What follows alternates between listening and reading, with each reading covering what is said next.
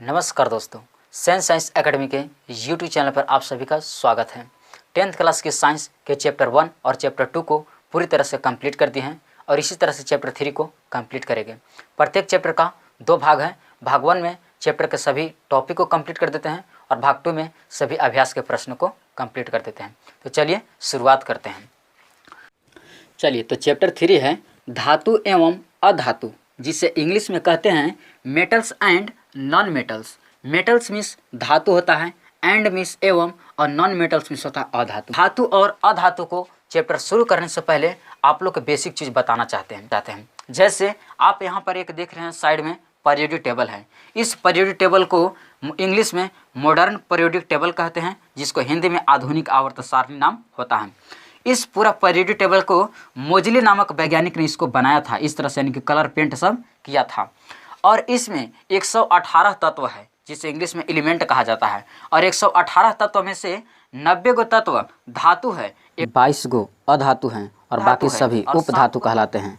Periodic table में उपधातु जो आप वर्ग 13 से देख रहे हैं, जो boron, caesium, germanium, arsenic, antimony, tellurium, platinum, ये सब ऐसे तत्व हैं जो उपधातु कहलाते हैं। पीरियोडिक टेबल में उपधातु धातु और अधातु को अलग अलग बांटता है। तो चलिए अब शुरुआत करते हैं हम धातु एवं अधातु के बारे में जानने के लिए। ये सब के कुछ बीच में जानेंगे। तो चलिए स्टार्ट करते हैं टॉपिक धातु से। चलिए, तो यहाँ पर डेफिनेशन हम धातु के लिख दिए हैं कि वे तत्व जो इलेक्ट्रॉन त्याग कर धन आयन बनाता है उसे धातु कहते हैं, या वे तत्व जो विद्युत और ऊष्मा के सुचालक होता है तो उसे धातु कहते हैं। यानी कि वैसे तत्व जो इलेक्ट्रॉन त्याग कर धन आयन बना देता है उसे धातु कहते हैं। अब यानी कि बात आता है कि हम कैसे जानें कि कौन सा तत्व इलेक्ट्रॉन त्याग कर यानी कि धन आयन बना रहा है। तो चलिए आइए समझते हैं। जैसे मान लीजिए सोडियम, और सोडियम के परमाणु संख्या होता है 11, और जब इसका इलेक्ट्रॉनिक विन्यास कीजिएगा तो 2, 8 और 1 हो जाएगा। और यानी कि इसके अंतिम कक्ष में 1 इलेक्ट्रॉन है। और कोई भी तत्व अपनी अंतिम कक्ष में 8 को पुराना चाहता है। अब इसको 8 को पुराने के लिए यानी कि 7 को घट रहा है।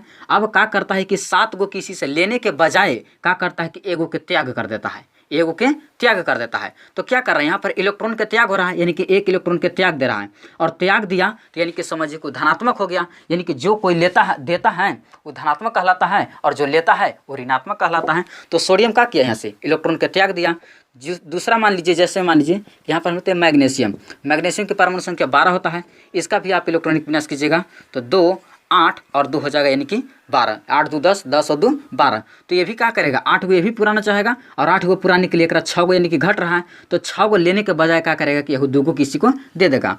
उसी तरह से मान लीजिए कि एल्युमिनियम, जिसका होता है 13, इसका भी इलेक्ट्रॉनिक विन्यास कीजिएगा तो 2, 8 10, 10 और 3 13। तो यही यानी कि पुराने के लिए 5 को आवश्यकता है एकरा, और 5 को लेने के बजाय क्या करेगा कि 3 को त्याग देगा। और जब कोई तत्व यानी कि इलेक्ट्रॉन को क्या करता है कि त्याग देता है तो उसे कौची कहते हैं, धातु कहते हैं। यानी कि त्याग कर धन आयन बनाता है। तो कहिए कि धन आयन कैसे बना रहा है, तो धन आयन कहने का मतलब कि जो यानी कि किसी को दिया वो धनात्मक कहलाएगा, और जो लिया वो ऋणात्मक कहलाएगा।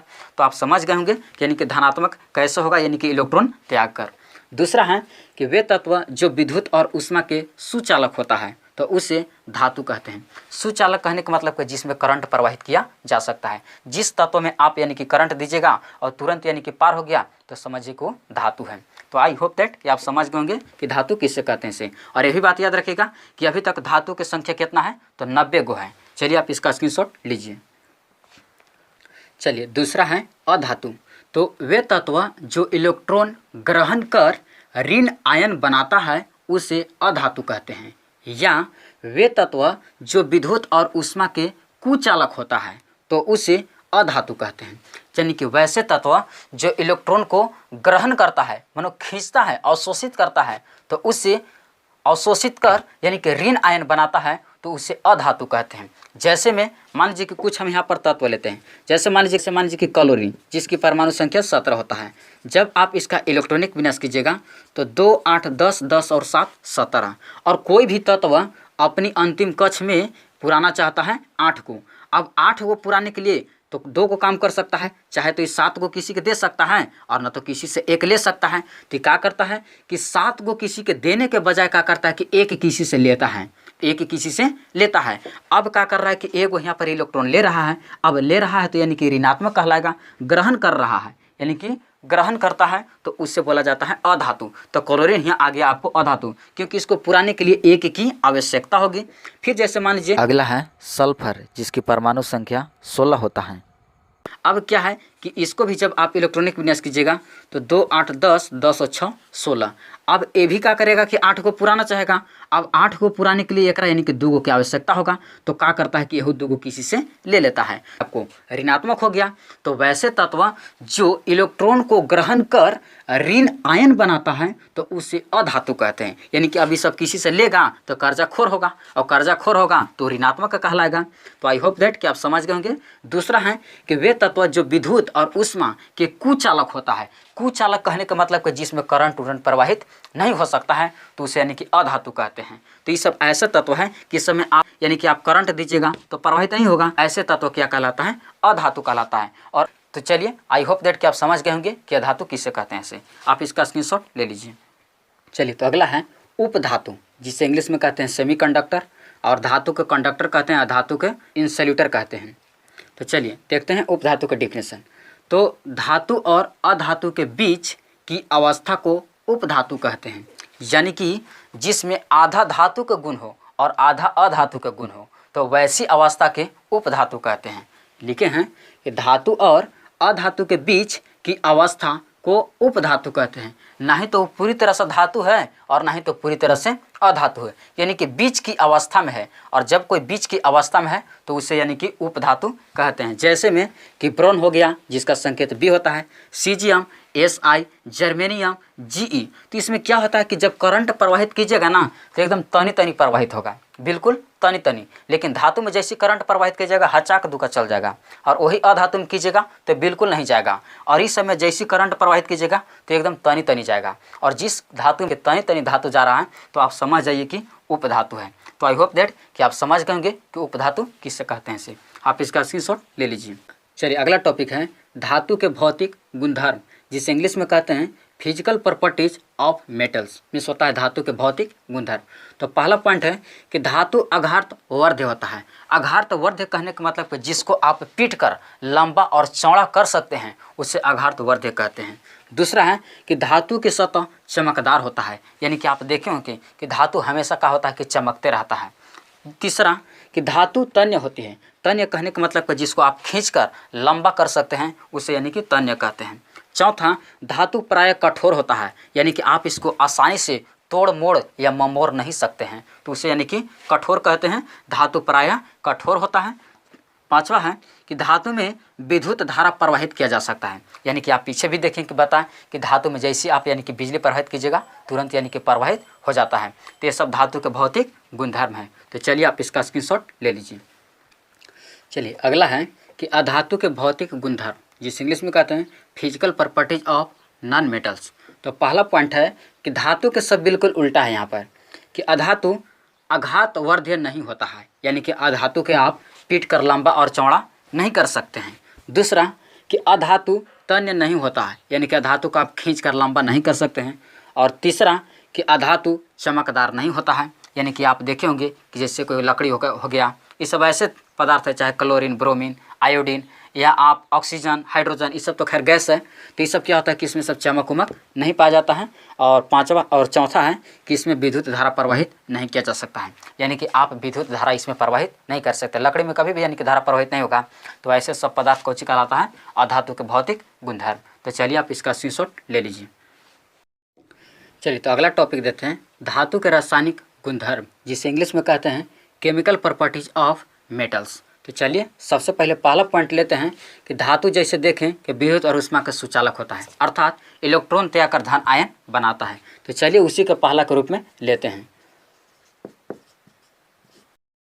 चलिए तो इसको हम पूरा लिख दिए पहला पॉइंट में कि धातु विद्युत धनात्मक होता है, अर्थात इलेक्ट्रॉन त्याग कर धन आयन बनाता है। आप लोग पीछे देखे थे, जैसे मान लीजिए कि यहाँ पर हम आप लोग को एग्जाम्पल करके दिखा रहे थे कि जैसे मान लीजिए कि सोडियम क्या कर रहा था, यानी कि एगो इलेक्ट्रॉन के त्याग कर रहा था, यानी कि सोडियम पर एगो प्लस हो रहा था और माइनस में एगो क्या कर रहा है कि इलेक्ट्रॉन के त्याग दे रहा था।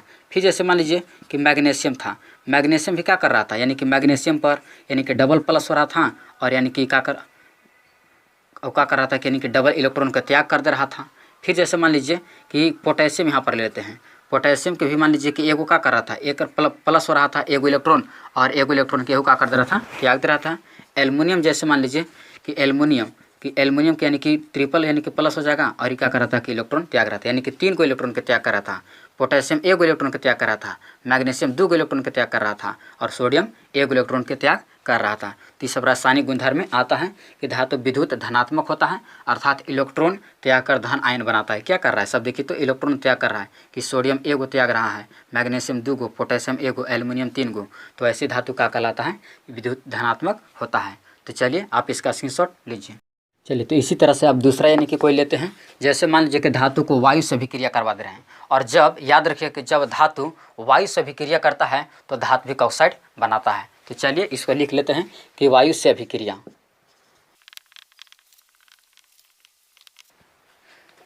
चलिए तो लिख दिए कि वायु से अभिक्रिया, जिसको इंग्लिश में बोलते हैं रिएक्शन विथ ऑक्सीजन। तो चलिए इसको पूरा लिखते हैं कि जब धातु वायु से अभिक्रिया करता है तो धात्विक ऑक्साइड बनाता है। चलिए तो यहाँ पर लिख दिए कि जब धातु वायु से अभिक्रिया करता है तो धात्विक ऑक्साइड बनाता है। जैसे में कुछ एग्जाम्पल यहाँ पर हम बनाते हैं। एग्जाम्पल नंबर मान लीजिए कि 1, कुछ धातु लेते हैं। जैसे मान लीजिए कि सोडियम, इन्हें रिएक्शन करवाते हैं ऑक्सीजन यानी कि O2, वायु से अभिक्रिया करता है तो इन्हें धात्विक ऑक्साइड बना देता है। तो इन्हें आपका बना देगा Na2O, जिसको कहते हैं सोडियम ऑक्साइड। अब इसको संतुलित कीजिए, तो सोडियम इधर है 2, इधर सोडियम 1 है, ऑक्सीजन इधर 2 है, ऑक्सीजन इधर 1 है। तो क्या करते हैं कि 2 से पहले यहाँ गुना कर देते हैं। तो ऑक्सीजन हो गया 2, तो सोडियम हो गया 4। तो यहाँ क्या कर दीजिए कि 4 से गुना कर दीजिए। तो इस तरह से यानी कि सोडियम जब ऑक्सीजन से अभिक्रिया किया तो इन्हें यानी कि सोडियम ऑक्साइड बना दिया, जो कि धात्विक ऑक्साइड है। जब कोई ऑक्सीजन के साथ धातु लगल है तो धात्विक ऑक्साइड कहलाता है। दूसरा मान लीजिए, जैसे मान लेते हैं यहाँ पर हम कि मैग्नीशियम लेते हैं और प्लस में O2 से अभिक्रिया करवाते हैं, तो इन्हें बना देगा आपका MgO बना देगा, MgO। दोनों का वैलेंसी 2 होता है तो दोनों 2 से कट जाएगा। तो अब इसको संतुलित कीजिए, तो मैग्नीशियम 1, तो मैग्नीशियम 1, ऑक्सीजन 2, तो ऑक्सीजन 1। तो यहाँ पर 2 से गुना करने पड़ेगा, फिर मैग्नीशियम 2 हो जाएगा, तो फिर यहाँ 2 से गुना करने पड़ेगा। तो इस तरह से यानी कि 2 मैग्नीशियम, तो 2 मैग्नीशियम, 2 ऑक्सीजन, तो 2 से ऑक्सीजन गुना किए तो हो गया। इस तरह से यानी कि धात्विक ऑक्साइड बना रहा है। तीसरा यहाँ पर जैसे ले लेते हैं कि एल्युमिनियम लेते हैं और प्लस में O2 से रिएक्शन करेगा तो इन्हें बना देगा Al2O3, क्योंकि एल्युमिनियम के वैलेंसी 3 होता है तो 3 चल जाएगा ऑक्सीजन के पास, और ऑक्सीजन का होता है 2 तो आ जाएगा एल्युमिनियम के पास। अब इसको संतुलित कीजिए, तो ऑक्सीजन है 2, तो ऑक्सीजन इन्हें 3 है। तो क्या करते हैं कि सबसे पहले ऑक्सीजन के यानी कि वैलेंसी करते हैं, तो क्या करते हैं कि 2 से इन्हें गुना कर देते हैं, तो ऑक्सीजन हो जाएगा 3 दूना के 6, तो यहाँ 3 से गुना कर दीजिए। एल्युमिनियम हो गया 4, तो यहाँ 4 से गुना कर दीजिए, तो 4 एल्युमिनियम, तो 4 एल्युमिनियम। ऑक्सीजन हो गया 3 दूना के 6, तो ऑक्सीजन 3 दूना के 6। तो इस तरह से हमारा यानी कि जब धातु वायु से अभिक्रिया करता है तो इन्हें धात्विक ऑक्साइड बनाता है। तो इस तरह से आप समझ गए होंगे कि वायु से अभिक्रिया करने पर जब धातु वायु से अभिक्रिया करता है तो धात्विक ऑक्साइड बना रहा है, ये सब धात्विक ऑक्साइड कहलाता है। कोई भी धातु जब वायु के साथ लगता है तो धात्विक ऑक्साइड बना देता है। तो चलिए आप इसका स्क्रीनशॉट लीजिए। चलिए तो इसी तरह से आप तीसरा भी देख लेते हैं, कुछ से करवा देते हैं। जैसे मान लीजिए कि धातु को अम्ल से अभिक्रिया करवाते हैं, तो लिखते हैं कि जब धातु अम्ल से अभिक्रिया करता है तो लवण और हाइड्रोजन गैस का निर्माण होता है। आप पहला चैप्टर में भी देखे थे और दूसरा चैप्टर में देखे थे कि जब यानी कि अम्ल धातु से अभिक्रिया करता है तो लवण और हाइड्रोजन गैस का निर्माण होता है। तो चलिए इसी चीज़ को लिखते हैं यहाँ पर।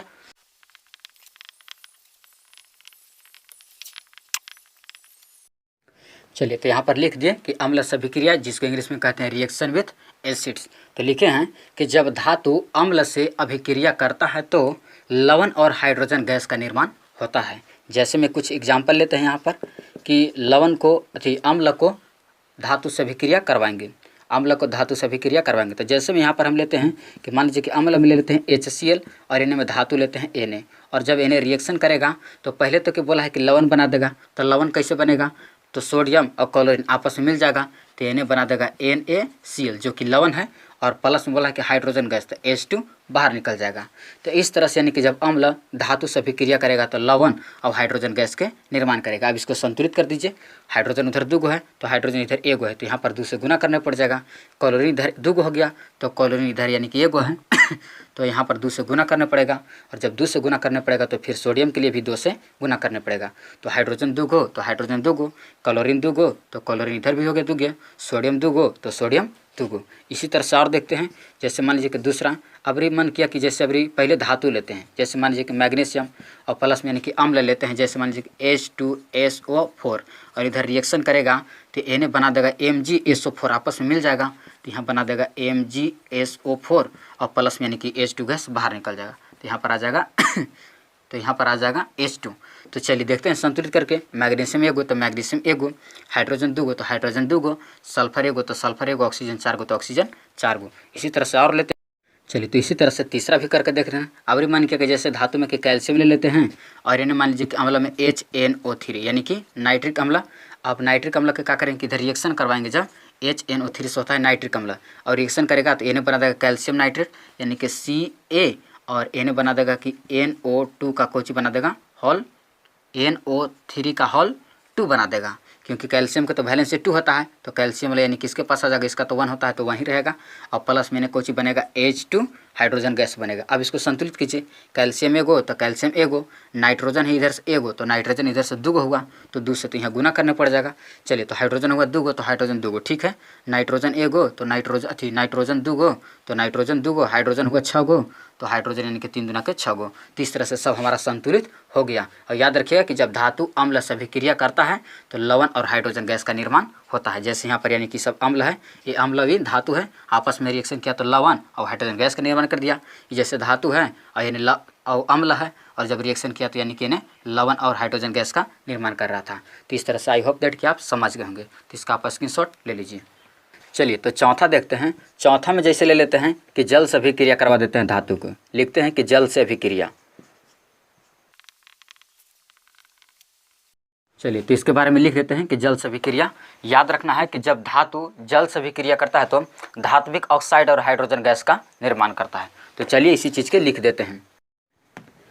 चलिए तो यहाँ पर लिख दिए कि जब धातु जल से अभिक्रिया करता है तो धात्विक ऑक्साइड और हाइड्रोजन गैस का निर्माण करता है। जैसे एग्जाम्पल लेकर देखते हैं, और एग्जाम्पल नंबर जैसे मान लीजिए कि 1 कि सबसे पहले धातु हम लेते हैं एल्युमिनियम और एल्युमिनियम को जल यानी कि H2O के साथ रिएक्शन करवाएंगे तो इन्हें बना देगा यानी कि एल्युमिनियम ऑक्सीजन मिले करते हैं तो धात्विक ऑक्साइड यानी कि Al2O3, क्योंकि ऑक्सीजन का वैलेंस 2 होता है तो 2 आ जाएगा एल्युमिनियम के पास, एल्युमिनियम का 3 होता है तो चल जाएगा ऑक्सीजन के पास और प्लस में कोची बनेगा H2 गैस, यानी कि बोला था कोची जल से अभिक्रिया करता है तो धात्विक ऑक्साइड, तो धात्विक ऑक्साइड और हाइड्रोजन गैस, तो यानी कि हाइड्रोजन गैस निकल गया।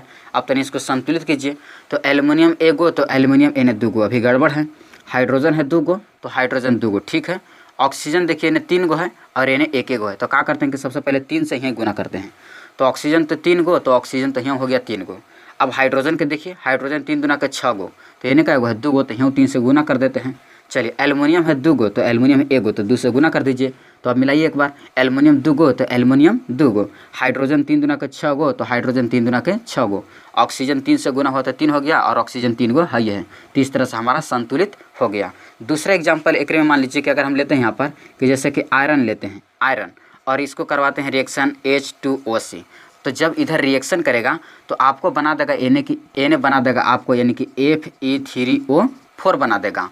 चलिए अब इन्हें प्लस में कुछ निकलेगा जल जो H2 गैस के रूप में निकलेगा। अब इसको कहीं संतुलित कीजिए तो आयरन 1 गो तो आयरन इन्हें 3 गो, अभी तो गड़बड़ है, चलिए अच्छा इसको भी छोड़ देते हैं। हाइड्रोजन 2 गो तो हाइड्रोजन इन्हें है 2 गो, ये ठीक है, ऑक्सीजन 1 गो तो ऑक्सीजन है 4 गो। तो सबसे पहले क्या करते हैं कि तो 4 से गुना करने पड़ेगा तभी तो यानी कि 4 गो ऑक्सीजन होगा, ऑक्सीजन इधर 4 गो तो ऑक्सीजन इधर 4 गो, हाइड्रोजन यानी कि 4 दूना के 8 गो हो गया तो यहाँ 4 गो है, यहाँ 2 गो है तो क्या करते हैं कि यहाँ 4 से गुना करते हैं तो 4 दूना को हो जाएगा 8 गो।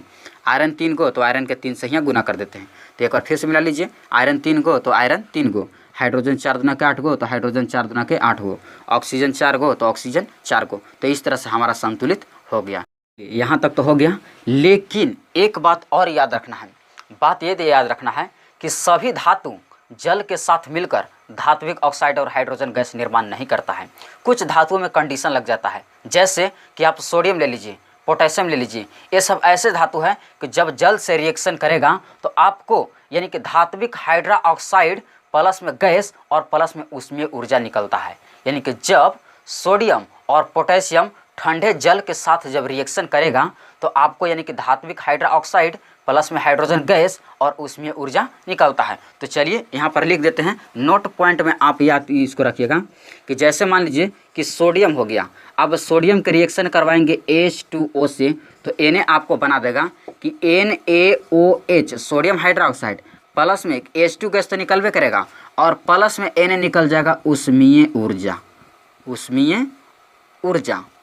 तो इस तरह से चाहे अब तनी इसको संतुलित कर लीजिए, तो सोडियम एगो तो सोडियम एगो, चलिए हाइड्रोजन दूगो तो हाइड्रोजन दूगो, और एक यहाँ 3 गो हो जा रहा है।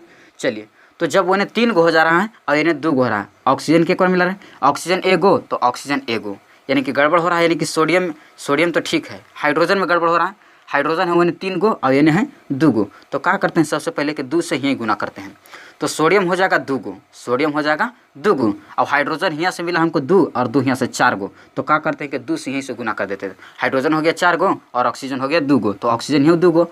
अब यहाँ गड़बड़ हुआ का कि सोडियम 2 गो है तो यहाँ 2 से गुना कर दीजिए, सोडियम 2 गो तो सोडियम 2 गो, हाइड्रोजन 4 गो तो हाइड्रोजन 2 गो यहाँ से और 2 यहाँ से 4 गो, ऑक्सीजन 2 और ऑक्सीजन 2। इसी तरह से मान लीजिए कि पॉइंट में ही तो मान लीजिए कि पहला हुआ, फिर इसी तरह से मान लीजिए कि अगर हम पोटेशियम लेते हैं और प्लस में जल से भी क्रिया कराते हैं H2O से, तो ये भी बनाएगा कि KOH और प्लस में H2 गैस और ये भी गैस है और Na प्लस में कुछ निकलेगा यही वाला उसमें ऊर्जा निकलेगा। तो इसको भी संतुलित कीजिए, तो पोटेशियम एगो तो पोटेशियम एगो, अच्छा हाइड्रोजन 2 गो तो हाइड्रोजन यहाँ से 2 और 2 यहाँ से, जैसे ओकरा में संतुलित हुआ है एक में 2 से गुना कर दीजिए और एक में 2 से गुना कर दीजिए, सब हो जाएगा।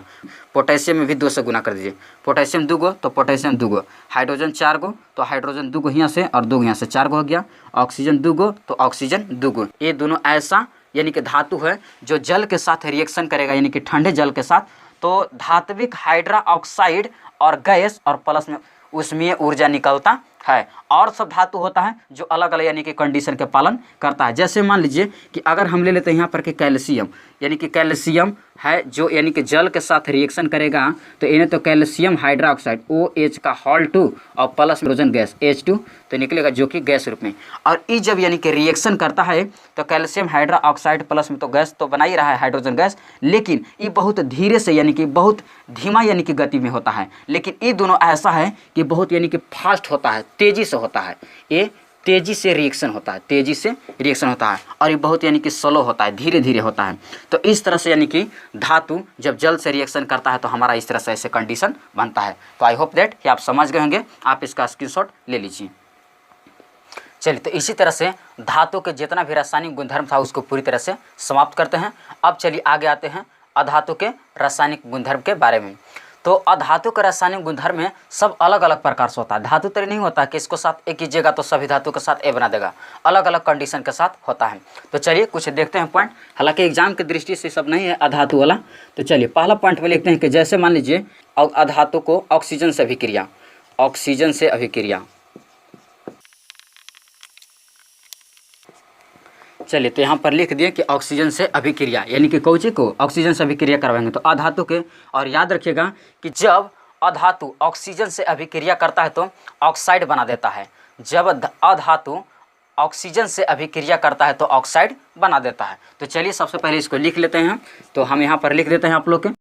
चलिए तो यहाँ पर हम लिख दिए कि जब अधातु ऑक्सीजन से अभिक्रिया करता है तो ऑक्साइड बनाता है। जैसे में एग्जांपल में यहाँ पर कुछ लेते हैं कि जैसे मान लीजिए कि एग्जांपल नंबर ए कि जैसे मान लीजिए कि कार्बन जो कि यानी कि अधातु है और इसको कराएंगे रिएक्शन कोची से, ऑक्सीजन O2 से, और जब यानी कि कार्बन O2 से अभिक्रिया करेगा तो यानी बना देगा आपको CO2 जो कि कार्बन डाइऑक्साइड हुआ। तो ऑक्साइड बनाया कि नहीं बनाया। बी नंबर जैसे मान लीजिए कि यहाँ पर हम सल्फर लेते हैं और सल्फर को यानी कि O2 से रिएक्शन करवाएंगे तो यह बना देगा SO2 यानी कि सल्फर डाइऑक्साइड। तो इस तरह यानी कि जब यानी कि अधातु ऑक्सीजन से अभिक्रिया करता है तो यानी कि ऑक्साइड का निर्माण करता है। तो ये तो पहला कंडीशन हो गया। चलिए एक आगो और कंडीशन लेके देखते हैं, आप इसका स्क्रीनशॉट कीजिए। तो दूसरा में आप लोग के करके दिखा देते हैं कि जैसे मान लीजिए कि जब हाइड्रोजन जब नाइट्रोजन से अभिक्रिया करेगा तो वो क्या बना देगा, अमोनिया बना देगा, जो कि हाइड्रोजन कौची है, गैस है, और नाइट्रोजन भी कौची है, आपका गैस है, लेकिन दोनों क्या है, अधातु। तो यानी कि हम हाइड्रोजन जो अधातु है तो उसको क्या करते हैं कि नाइट्रोजन से अभिक्रिया करवा देते हैं, और जब यानी कि हाइड्रोजन नाइट्रोजन से अभिक्रिया करेगा तो कौची बना देगा, अमोनिया। तो दूसरा कंडीशन आप लोग यही याद रखिएगा कि जब यानी कि जब अधातु को अगर केमिकल प्रॉपर्टीज में अगर पूछ देगा तो याद रखिएगा दूसरा पॉइंट पर डाल दीजिएगा आप लोग कि जब नाइट्रोजन को हाइड्रोजन से अभिक्रिया करवाया जाएगा तो यानी कि अमोनिया बना देगा। तो चलिए इसी चीज़ के हम लिख देते हैं। चलिए दूसरा पॉइंट में जैसे लिखे हैं कि जब अधातु नाइट्रोजन से अभिक्रिया करता है तो अमोनिया बनाता है। जैसे में देखिएगा एग्जाम्पल में कि जैसे में हम हाइड्रोजन है अधातु जो कि H2 है, अब एक रिएक्शन करवाएंगे N2 से।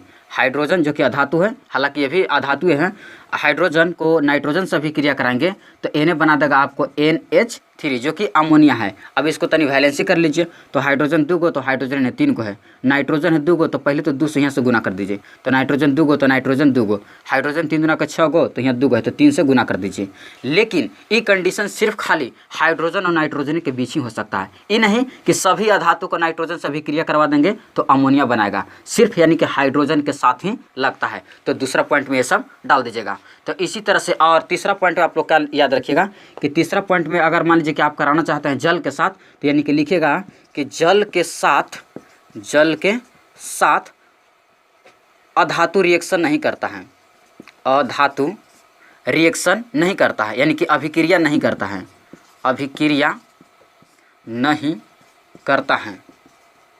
और इसी तरह से यानी कि जल के साथ हो गया, और इसी तरह से यानी कि अम्ल के साथ भी नहीं करता है, अम्ल के साथ अधातु अभिक्रिया नहीं करता है। तो ये सभी आप 4 गो पॉइंट याद रखिएगा कि जल अधातु के साथ अभिक्रिया नहीं करता है और अम्ल के साथ अभिक्रिया नहीं करता है, और बाकी जो 2 गो दिए थे उस पर आप बना सकते हैं। तो इस तरह से आपको बेसिक चीज़ के लिए याद रखवा दिए। एग्जाम में ये सब आता नहीं है, सिर्फ धातु से पूछ सकता है लेकिन अधातु से नहीं। तो चलिए आप इसका स्क्रीनशॉट ले लीजिए।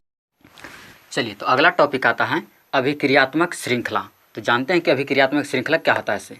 तो अभिक्रियात्मक श्रृंखला वह सूची है, ये जो आप देख रहे हैं इस सूची बनाए हैं, जिसमें धातुओं को क्रियाशीलता के अवरोही क्रम कहने का मतलब कि घटते हुए क्रम में व्यवस्थित किया जाता है, तो उसे अभिक्रियात्मक श्रृंखला कहते हैं। जैसे पर यहाँ देखिए कुछ धातु है, और ये धातु के क्या है, यहाँ पर हम श्रृंखला बनाए हैं कि जब यानी कि धातु जैसे हो गया कि potassium, sodium, calcium, magnesium, aluminium, zinc, लोहा, सीसा, हाइड्रोजन, कॉपर, और कुछ एने लिख दिए हैं जो यह नहीं अटता कि पारा, चांदी, सोना।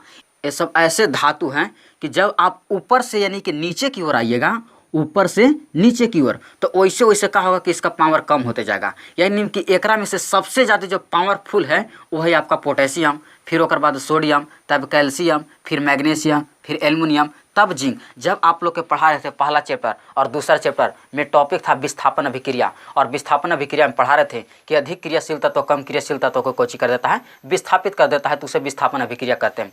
तो वहाँ पर आप लोग कन्फ्यूजन हो गए थे कि अधिक क्रियाशील तत्व को कैसे हम पहचानेंगे और कम क्रियाशील तत्व को कैसे पहचानेंगे। तो यही पहचानने का नियम है आप लोग के कि जितने ऊपर जोन रहेगा वो उतने वो पावरफुल होगा, और जोन जितने नीचे रहेगा उतने ही कमज़ोर होगा। तो कहने का मतलब कि सोना यानी कि सबसे कमज़ोर है।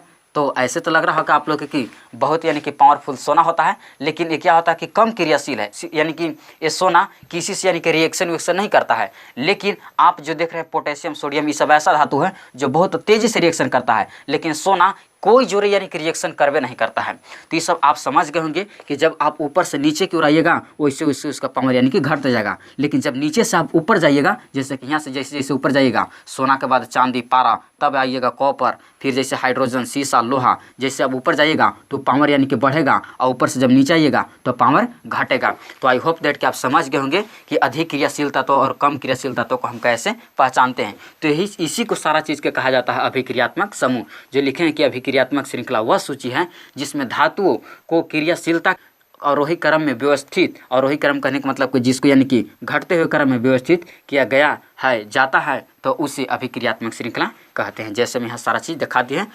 अब बात आता है कि इसको हम याद कैसे रखेंगे। इसको तो लिख तो दिए लेकिन याद करना बहुत यानी कि कठिन है। तो देखिए इसको याद करने के लिए आप हाइड्रोजन तक बहुत आसानी से याद कर सकते हैं। इसके लिए आप एक ट्रिक याद रखिएगा कि कालू नाथ का माँ जी आलू जरल फिर पकाती है। फिर से सुन लीजिए, कालू नाथ का माँ जी आलू जरल फिर पकाती है, और एक बाद 3-4 गो यानी कि 4 गो बच गया, इसको आप रट के याद कर लीजिएगा। तो इस ट्रिक से आप सभी तत्वों को क्या कर सकते हैं, याद रख सकते हैं कि कौन पावरफुल है। तो यदि आपसे हम पूछ देंगे कि इसमें अधिक क्रियाशील तत्व कौन है, तो पोटेशियम, और सबसे कम क्रियाशील तत्व कौन है, तो सोना। सोना किसी से रिएक्शन नहीं करता है, लेकिन ये सब आप पोटेशियम हो गया, सोडियम हो गया, जब अभी आपको दिखा रहे थे, जब पढ़ा रहे थे कि धातु के साथ रिएक्शन यानी कि धातु थी पोटेशियम और सोडियम को जब जल के साथ रिएक्शन करवा रहे थे तो देख रहे थे कि बहुत तेज़ी से यानी कि रिएक्शन कर रहा था और यानी उसमें ऊर्जा बना रहा था। तो इस तरह के यानी कि सब तत्वों को या धातु को अभिक्रियात्मक श्रृंखला कहा जाता है। तो आप इसका स्क्रीनशॉट ले लीजिए। चलिए अगला टॉपिक है आयनिक यौगिकों का निर्माण। आयनिक यौगिकों का निर्माण। तो आयनिक यौगिक क्या होता है? तो आयनिक यौगिक उसको बोला जाता है जैसे कि यानी कि जिसको इंग्लिश में कंपाउंड बोलते हैं, यौगिक का निर्माण। तो यौगिक का निर्माण कैसे होता है? जैसे मान लीजिए कि sodium chloride, magnesium oxide, sodium oxide, ये सब क्या है? यौगिक है। तो इसी के बारे में हमको जानना है कि आयनिक यौगिकों का निर्माण कैसे होता है। जैसे मान लीजिए कि सोडियम क्लोराइड का निर्माण कैसे होता है, मैग्नीशियम ऑक्साइड का निर्माण कैसे होता है, सोडियम ऑक्साइड का निर्माण कैसे होता है। तो चलिए इसको सबसे पहले हम डेफिनेशन जानते हैं कि आयनिक यौगिक हम कहते किसे हैं से। चलिए तो यहाँ पर लिख दिए हैं कि धन आयन और ऋण आयन के संयोग से आयनिक यौगिकों का निर्माण होता है। धन आयन और ऋण आयन के संयोग से आयनिक यौगिकों का निर्माण होता है। जैसे में मान लीजिए कि हम कुछ आप लोग के एग्जाम्पल में बना कर दिखाते हैं। जैसे हम लिखते हैं कि सोडियम क्लोराइड का निर्माण, सोडियम क्लोराइड का निर्माण। चलिए तो लिख दिए कि सोडियम क्लोराइड का निर्माण जिसका सूत्र NaCl होता है, यानी कि देखेंगे कि NaCl का निर्माण कैसे होता है। तो सबसे पहले लिखते हैं कि सोडियम जिसकी परमाणु संख्या 11 होता है और जब आप इसका इलेक्ट्रॉनिक विन्यास कीजिएगा तो 2 8 10 10 और 1 11। इसी तरह से मान लीजिए कि क्लोरीन के परमाणु संख्या होता है 17। अब जब आप इसका इलेक्ट्रॉनिक विन्यास कीजिएगा तो 2 8 10 10 और 7 17। अब क्या करेगा कि सोडियम के पास एगो इलेक्ट्रॉन त्यागेगा और क्लोरीन क्या करेगा कि एगो इलेक्ट्रॉन के ग्रहण करेगा। ये क्या करेगा कि त्यागेगा और ये कोची करेगा, ग्रहण करेगा। तब नहीं यानी कि 8 8 को पूरेगा, क्योंकि कोई भी तत्व तो अपनी अंतिम कक्ष में 8 को पुराना चाहता है और ये 8 को पुराने के लिए 7 को तो ले नहीं सकता है और ये 7 को किसी को दे नहीं सकता है। इसलिए क्या करेगा कि एक ई क्या करेगा कि ले लेगा और ई का कर और एक क्या करेगा कि क्लोरीन ले लेगा और सोडियम क्या करेगा कि एक के त्याग देगा। तो इसलिए यहाँ पर बनाएगा कि सोडियम क्या करेगा कि एगो प्लस के त्यागेगा और क्लोरीन क्या करेगा एगो माइनस के ग्रहण कर लेगा और इन्हें बना देगा कोई चीज NaCl। इस तरह से यानी कि आयनिक यौगिकों का निर्माण हो गया। इसी तरह से मान लीजिए कि अगर हम दूसरा देखते हैं, दूसरा में जैसे मान लेते हैं कि हम उठा लेते हैं कि मैग्नीशियम ऑक्साइड का निर्माण। मैग्नीशियम ऑक्साइड का निर्माण। चलिए तो यहाँ पर हम लिख दिए मैग्नीशियम ऑक्साइड MgO का निर्माण। तो देखते हैं, सबसे पहले लेते हैं मैग्नीशियम जिसकी परमाणु संख्या 12 होता है और जब आप इसका इलेक्ट्रॉनिक विन्यास कीजिएगा तो 2 8 10 10 और 2 हो जाएगा 12। अब यानी कि ऑक्सीजन का तो O जिसका यानी कि परमाणु संख्या कितना होता है 8 होता है। अब इसका आप इलेक्ट्रॉनिक विन्यास कीजिएगा तो 2 और यानी कि पहला कक्ष में दूसरा कक्ष में 8 को, तो यहाँ पर कितना हो जाएगा 6। तो 2 और 6। अब देखिए कि इस दोनों में क्या करेगा कि इसको मैग्नीशियम को पुराने के लिए 6 को घट रहा है और इसको पुराने के लिए यानी कि 2 को घट रहा है। तो अब क्या करेगा कि 6 को किसी के देगा कि 2 को किसी से लेगा। तो क्या करता है कि मैग्नीशियम 2 को त्याग देता है और ये क्या करता है कि 2 को ग्रहण कर लेता है। तो ये कोई चीज बनेगा तो इन्हें लिखते हैं सबसे मैग्नीशियम क्या कर रहा है 2 को प्लस के यानी कि त्याग दे रहा है और ऑक्सीजन क्या कर रहा है कि 2 को इलेक्ट्रॉन के ग्रहण कर रहा है। अब इन्हें बना देगा कोई चीज MgO और 2 को प्लस और 2 को माइनस मिलकर दोनों आपस में कोई हो जाएगा खत्म और इन्हें बना कोई चीज MgO। तो इस तरह से यानी कि आयनिक यौगिकों का निर्माण होता है। जैसे सोडियम क्लोराइड का बना कर दिखाएं, मैग्नीशियम ऑक्साइड का बना कर दिखाएं, इसी तरह से और चीज़ को आप बना सकते हैं। तो चलिए आप इतना कि सबसे पहले स्क्रीनशॉट लीजिए। चलिए तो इसी तरह से एक और आप लोग को यानी कि बना कर दिखा देते हैं। जैसे अभी मन किया कि सोडियम ऑक्साइड का बना कर दिखाते हैं। चलिए तो यहाँ पर लिख दिए हैं कि सोडियम ऑक्साइड का निर्माण जिसका Na2O सूत्र होता है। तो सबसे पहले लिखते हैं कि सोडियम जिसकी परमाणु संख्या 11 होता है और जब इसका इलेक्ट्रॉनिक विन्यास कीजिएगा तो 2 8 10 10 और 1 11। फिर इसी तरह से ऑक्सीजन के देखते हैं जिसकी परमाणु संख्या 8 होता है और जिसका इलेक्ट्रॉनिक विन्यास कीजिएगा तो 2 और 6 कितना हो जाएगा 8 हो जाएगा। तो अब देखिए सोडियम तो 8 पुराने के लिए क्या करेगा कि 1 त्याग देगा, लेकिन ऑक्सीजन क्या करेगा कि 8 पुराने के लिए 2 को तो किसी से लेगा, 6 को तो दे नहीं सकता है। अब इसको पास एक गो है और ये क्या कर रहा है कि इसको 2 की आवश्यकता होगा, तब कैसे होगा। तो सोडियम देखिए तो यहाँ पर कै गो है 2 गो। तो इसलिए देखिए इसका निर्माण कैसे होगा। तो एगो सोडियम यहाँ हो जाएगा और एगो सोडियम यहाँ जाएगा। एगो सोडियम दोनों सोडियम एक गो प्लस के त्यागेगा और ऑक्सीजन का करेगा कि यहाँ से दोनों का माइनस ग्रहण करेगा। एगो यहाँ से लेगा और एगो का करेगा कि यहाँ से लेगा और इस तरह से यानी कि लेकर यहाँ से और इन्हें कोई बना देगा आपका Na2O बना देगा। तो इस तरह से यानी कि सोडियम ऑक्साइड का निर्माण होगा कि सोडियम का करेगा कि एगो यहाँ से प्लस त्यागेगा और एगो यहाँ से त्यागे करेगा और ऑक्सीजन का करेगा 2 यहाँ से ग्रहण करेगा और इन्हें बन जाएगा Na2O बना देगा। तो इस तरह से यानी कि सोडियम ऑक्साइड का Na2O का निर्माण होता है। तो आई होप दैट कि आप समझ गए होंगे कि आयनिक यौगिकों का निर्माण कैसे होता है। चलिए अब अगला टॉपिक देखते हैं। चलिए तो अगला टॉपिक है, यहाँ पर 3 गो टॉपिक लिए हैं, खनिज, दूसरा अयस्क और तीसरा लिए हैं गैंग। तो चलिए तीनों को बारी बारी से जानते हैं।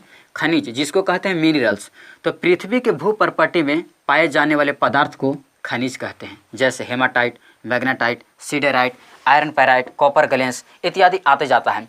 यानी कि वैसे पदार्थ जो पृथ्वी के भूपर्पटी में पाया जाता है उसे खनिज कहते हैं। यानी कि पृथ्वी के अंदर जितना भी पदार्थ पाया जाता है सब उसे खनिज कहते हैं। जैसे में एग्जाम्पल में लिख लिए हैं, और होता है बहुत सा। दूसरा लिए हैं अयस्क, जिसको इंग्लिश में कहते हैं ओर्स, तो वह खनिज जिनसे धातुओं का निष्कर्षण आसानी से होता है तो उसे अयस्क कहते हैं, जैसे सिनेबार, कॉपर ग्लेंस इत्यादि सब आते जाता है। यानी कि वैसा पदार्थ जिसको कम से कम खर्च पर तथा आसानी से धातु प्राप्त कर लिया जाता है तो इसे यानी कि अयस्क कहते हैं। ये सब ऐसे धातु हैं, सिनेबार, कॉपर ग्लेंस कि सब यानी कि बहुत कम इस सब के खर्चा लगता है यानी कि प्राप्त करने में, और आसानी से प्राप्त कर लिया जाता है। तीसरा कि गैंग, जिसको इंग्लिश में गैंग ही कहा जाता है, तो अयस्क में, यही वाला अयस्क में उपस्थित अशुद्धियों को गैंग कहते हैं, जैसे सिलिका, लाइम स्टोन, ये सब ऐसे पदार्थ हैं कि जो यानी कि अयस्क में अशुद्धि के रूप में उपस्थित होता है, और यानी कि अयस्क में अशुद्धियों को कहीं और अयस्क में जो अशुद्धि उपस्थित रहता है उसको कोची कहा जाता है, गैंग कहा जाता है। तो आई होप दैट कि आप समझ गए होंगे कि यानी कि खनिज किसे कहते हैं, अयस्क किसे कहते हैं और गैंग किसे कहते हैं। से आप इसका स्क्रीनशॉट ले लीजिए। चलिए अगला टॉपिक लिए हैं, और फिर 2 टॉपिक है, पहला फ्लक्स है और दूसरा स्लैग है। तो जानते हैं कि फ्लक्स क्या है, तो अयस्क में उपस्थित अशुद्धियों को दूर करने के लिए बाहर से मिलाए जाने वाले पदार्थ को फ्लक्स कहते हैं। यानी कि जो अयस्क में जो उपस्थित अशुद्धियाँ होता है उसको दूर करने के लिए जो बाहर से जो पदार्थ मिला जाता है उसे फ्लक्स कहते हैं। दूसरा है कि स्लैग, जिसको इंग्लिश में भी स्लैगिंग कहते हैं, कि अयस्क में उपस्थित अशुद्धियों को साथ मिलकर फ्लक्स एक द्रवशील पदार्थ का निर्माण करता है, जिसे स्लैग कहते हैं। यानी कि अयस्क में उपस्थित अशुद्धियों के साथ मिलकर फ्लक्स, यही वाला फ्लक्स मिलकर एक द्रवशील पदार्थ का निर्माण करता है, जिसे स्लैग कहते हैं। तो आई होप दैट कि आप दोनों के आप समझ गए होंगे। आप इसका दोनों का स्क्रीनशॉट ले लीजिए। चलिए अगला टॉपिक है, फिर 2 टॉपिक लिए हैं। पहला है कि धातुओं का निष्कर्षण, तो जिसके इंग्लिश में कहते हैं इंटरेक्शन ऑफ मेटल्स। मीन्स आइए तब इसका डेफिनेशन जानते हैं कि धात्विक अयस्क से अशुद्धियों को दूर कर शुद्ध धातु प्राप्त कर लिया जाता है तो उसे धातुओं का निष्कर्षण कहते हैं। यानी कि जब धात्विक अयस्क से, कोई धातु वाला अयस्क से, उसमें से अशुद्धि को दूर कर जब शुद्ध धातु प्राप्त कर लिया जाता है तो उसे धातुओं का निष्कर्षण कहते हैं। जब धात्विक अयस्क से अशुद्धियों को दूर कर शुद्ध धातु प्राप्त कर लिया जाता है तो उसे यानी कि कोच कहते हैं, धातुओं का निष्कर्षण कहते हैं। दूसरा है जैसे कि भर्जन का स्पेलिंग होता है रोस्टिंग। तो जब सल्फाइड अयस्क को वायु की उपस्थिति में, मीन्स ऑक्सीजन की उपस्थिति में गर्म किया जाता है तो यह ऑक्साइड में बदल जाता है, तो इस प्रक्रिया को भर्जन कहते हैं। फिर से समझ लीजिए कि जब सल्फाइड अयस्क, जैसे में यहाँ पर एग्जाम्पल हम आप लोग को बना के दिखा रहे हैं। एग्जाम्पल जैसे मान लीजिए कि बोला है कोई चीज़ सल्फाइड अयस्क, तो जैसे मान लीजिए कि ZnS ये आपका सल्फाइड अयस्क है, को बोला है कि कोची की उपस्थिति में, तो वायु मीन्स ऑक्सीजन की वायु की उपस्थिति में जब गर्म कीजिएगा, में गर्म किया जाता है, यानी कि ताप दीजिएगा, यानी कि एकरा ताप जब दीजिएगा आप, तो बोला है कोची, तो यह ऑक्साइड में बदल जाएगा। तो एन जिंक और ओ मिलकर इन्हें बना देगा कोची, तो ZnO जो जिंक ऑक्साइड हो गया, और प्लस में यानी कि S बच गया तो एन बन जाएगा यानी कि SO2 सल्फर डाइऑक्साइड। अब इसको संतुलित कर लीजिए, तो जिंक एगो तो जिंक एगो, सल्फर एगो तो सल्फर एगो, ऑक्सीजन दूगो तो ऑक्सीजन दूगो। तो क्या करा था कि जब सल्फाइड अयस्क को ZnS कोई धातु के साथ जब अगर S लगा दीजिएगा तो सल्फाइड अयस्क हो जाएगा। फिर से सुनिए, जब कोई भी धातु के साथ अगर S लगा दीजिएगा तो सल्फाइड अयस्क हो जाएगा, और जब वायु के उपस्थिति में यानी कि जब गर्म कीजिएगा तो इन्हें यानी कि धात्विक ऑक्साइड और प्लस में यानी कि कोई चीज बनाया इन्हें सल्फर डाइऑक्साइड। दूसरा एग्जांपल जैसे करके दिखा रहे हैं, ये पहला हो गया। दूसरा जैसे मान लीजिए कि हम यहाँ पर लेते हैं कि मैग्नीशियम MgS मैग्नीशियम सल्फाइड को वायु यानी कि O2 की उपस्थिति में जब यानी कि गर्म करेंगे तो इन्हें बना देगा कोई चीज MgO, इन्हें आ जाएगा MgO और प्लस में कोई चीज बन जाएगा सल्फर डाइऑक्साइड SO2। 2।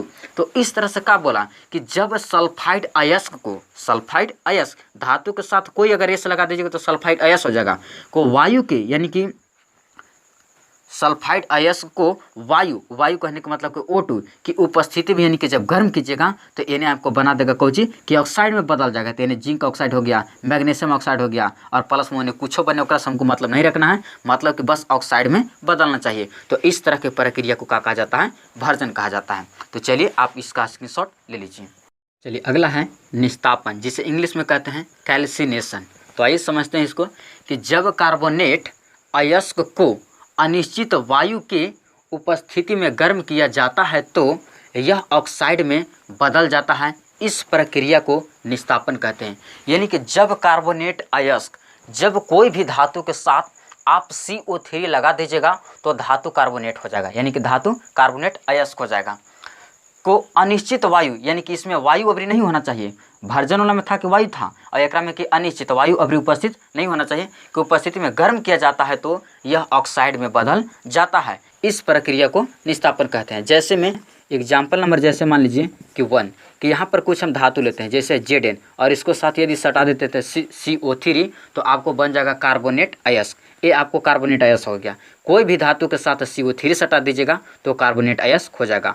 को जब गर्म कीजिएगा यानी कि अनिश्चित वायु, तो एक में वायु तो नहीं देना है अभी, यानी कि गर्म कीजिएगा तो इन्हें बना देगा। कोई चीज बोला है आपको कि गर्म किया जाता है तो यह ऑक्साइड में बदल जाता है। तो पहले तो कि ZnO बन जाएगा, ZnO और प्लस में यानी कि बन जाएगा इधर से CO2। तो क्या है, इधर से जब धातु कार्बोनेट को जब यानी कि गर्म किया गया अनिश्चित वायु की उपस्थिति में तो इन्हें बन गया जिंक ऑक्साइड, यानी कि धात्विक ऑक्साइड। जो बोला था कि बदल जाता है कोची में या ऑक्साइड में बदल जाता है, तो जिंक ऑक्साइड हो गया और प्लस में कार्बन डाइऑक्साइड। इसी तरह से दूसरा मान लीजिए कि जैसे में लेते हैं कि मैग्नीशियम, अब इसको भी साथ यानी कि CO3 सटा देते हैं और जब इसको आप गर्म कीजिएगा तो एन बन जाएगा यानी कि MgO और प्लस में CO2। तो इस तरह से होता है कोची के निस्तापन, कि जब कार्बोनेट अयस्क को अनिश्चित मतलब बिना वायु को गर्म कीजिएगा तो यानी कि इन्हें बना देगा आपको कोची ऑक्साइड में बदल जाता है और इस प्रक्रिया को कोची कहा जाता है, निस्तापन कहा जाता है। तो चलिए आप इसका स्क्रीनशॉट ले लीजिए। चलिए अगला है थर्माइट अभिक्रिया, जिसे इंग्लिश में भी बोलते हैं थर्माइट रिएक्शन। तो चलिए जानते हैं कि थर्माइट अभिक्रिया किससे कहते हैं इसे। तो जब ऑक्साइड अयस्क का अभिक्रिया एल्युमिनियम के साथ कराया जाता है तो उसे थर्माइट अभिक्रिया कहते हैं। यानी कि जब ऑक्साइड अयस्क, जैसे यहाँ पर ऑक्साइड अयस्क लिए हैं जिंक, आप कोई ले सकते हैं, zinc oxide, magnesium oxide, sodium oxide, आपको जो इच्छा करेगा से आप ले सकते हैं। जब ऑक्साइड अयस्क का अभिक्रिया एल्युमिनियम के साथ अभिक्रिया कराया जाता है तो उसे थर्माइट अभिक्रिया कहते हैं। जैसे जिंक ऑक्साइड था जो कि यानी कि कौन है आपका ऑक्साइड अयस्क है, अब इसको एल्युमिनियम के साथ यानी कि रिडक्शन करवा दिया अमीनो अभिक्रिया तो इन्हें बनाया यानी कि जिंक और प्लस में Al2O3। तो उन्हें क्या बनाएगा उससे आपको लेना देना नहीं है, बस कि कोई भी यानी कि ऑक्साइड अयस्क को एल्युमिनियम से रिएक्शन होना चाहिए तो उस अभिक्रिया को कहते हैं थर्माइट अभिक्रिया। और इसमें एक पॉइंट और याद रखिएगा कि इस अभिक्रिया यानी कि थर्माइट अभिक्रिया कि इस अभिक्रिया का उपयोग रेल की पटरी को जोड़ने एवं मशीन के पुर्जों को जोड़ने के लिए किया जाता है। यानी कि जो थर्माइट अभिक्रिया होता है इसका उपयोग रेल की पटरी को जोड़ने के लिए या मशीन के पुर्जों को जोड़ने के लिए किया जाता है। तो चलिए अब इसका स्क्रीनशॉट ले लीजिए। चलिए अगला टॉपिक है संक्षारण और दूसरा टॉपिक लिए है कि संक्षारण से सुरक्षा। तो पहला चैप्टर में भी पढ़ाए थे कि संक्षारण क्या है, और चलिए यहाँ भी बता देते हैं आप लोग के संक्षारण कि जब धातु हवा पानी के संपर्क में आता है तो वह संक्षारित हो जाता है। तो इस प्रक्रिया को संक्षारण कहते हैं। जैसे लोहे पर जंग लगना, यानी कि जब लोहा या कोई भी धातु हवा पानी या अम्ल के संपर्क में आता है तो वह संक्षारित हो जाता है। यानी कि जैसे कि लोहे पर जंग लगना या और कुछ हो सकता है कि परत चढ़ जाना, तो ये सब ऐसी प्रक्रिया को क्या कहते हैं, संक्षारण कहते हैं। दूसरा है कि संक्षारण से सुरक्षा, यानी कि संक्षारण से हम कैसे धातु को बचा सकते हैं। तो पहला है कि धातु के सतह को पेंट कर उसे जंग लगने से बचाया जा सकता है। यानी कि कोई भी जब आप धातु को चाहे यानी कि लोहा को जब पेंट कर दीजिएगा तो वह जंग लगने से कुछ हो सकता है, बच सकता है, तो हो जाएगा संक्षारण के सुरक्षा। दूसरा कि स्नेह का प्रयोग कर, स्नेह का मतलब होता है कि ग्रीस मोबिल तेल इस सब का प्रयोग कर जंग लगने से बचाया जा सकता है। यानी कि कोई भी धातु पर जब आप उस पर तेल लगा दीजिएगा या ग्रीस लगा दीजिएगा या मोबिल लगा दीजिएगा तो भी यानी कि संक्षारण से सुरक्षा हो सकता है। और तीसरा है कि जस्तीकरण विधि द्वारा धातु के सतह पर जिंक का परत चढ़ाकर उसे संक्षारित होने से बचाया जा सकता है। यानी कि जब कोई भी धातु को आप जस्तीकरण, कहने का मतलब कि धातु के सतह पर जिंक का परत जब चढ़ा दीजिएगा तो वह संक्षारित होने से बच सकता है। तो इस तरह से था संक्षारण और संक्षारण से सुरक्षा। एग्जाम में हो सकता है कि पूछ सकता है, तो इस सबके आप लोग गौर से याद रखिएगा। तो चलिए आप इसका स्क्रीनशॉट ले लीजिए। चलिए, तो अगला टॉपिक है मिश्र धातु, और इसी तरह से यहीं पर चैप्टर को पूरी तरह से समाप्त करते हैं, क्योंकि सारा टॉपिक पढ़ा दिए हैं। और बाकी अब जो रह गया यानी कि ऑब्जेक्टिव सवाल और प्रश्न के, तो दूसरा वीडियो में कंप्लीट कर देंगे। बहुत छोटा है, छोटा छोटा यानी कि चीज़ मिलेगा, तो ज़्यादा नहीं, 10-15 मिनट लगेगा, अभ्यास पढ़ाने में पूरी तरह से समाप्त हो जाएगा। तो चलिए इसको देखते हैं। मिश्र धातु, तो 2 या 2 से अधिक धातुओं के समांगी मिश्रण को मिश्र धातु कहते हैं। यानी कि जब 2 या 2 से अधिक धातुओं के समांगी मिश्रण यानी कि आपस में मिलता है तो उसे मिश्र धातु कहते हैं। जैसे पीतल है, तो पीतल कौन से मिलकर बना है? कॉपर तथा जिंक का मिश्र धातु है। सोल्डर सीसा एवं टीन का मिश्र धातु है। तो इस तरह से यानी कि हमारे पूरी तरह से चैप्टर क्या हो गया, समाप्त हो गया। आप इसका स्क्रीनशॉट ले लीजिए और इसी तरह से यानी कि अभ्यास को पूरी तरह से कंप्लीट कर देंगे। और प्रत्येक चैप्टर के यानी कि 2-2 पार्ट है। पार्ट 1 में चैप्टर के सभी टॉपिक को कंप्लीट कर देते हैं और पार्ट 2 में सभी अभ्यास के प्रश्नों को कंप्लीट कर देते हैं। तो अभ्यास वाला प्रश्न यानी कि भाग 2 में पूरी तरह से कंप्लीट कर देंगे। और इसी तरह से यानी कि सभी चैप्टर को आप तैयारी कीजिए और अपने एग्जाम के लिए टेंशन मत लीजिए। जो पढ़ाए हैं वो सबको कंप्लीट कीजिए। आप यानी कि 98 नंबर तक साइंस में आप बना करिएगा, ये मेरी गारंटी है। तो आप विश्वास कीजिए और अपने तैयारी कीजिए। तो चलिए अगले वीडियो में मिलेंगे। Thank you.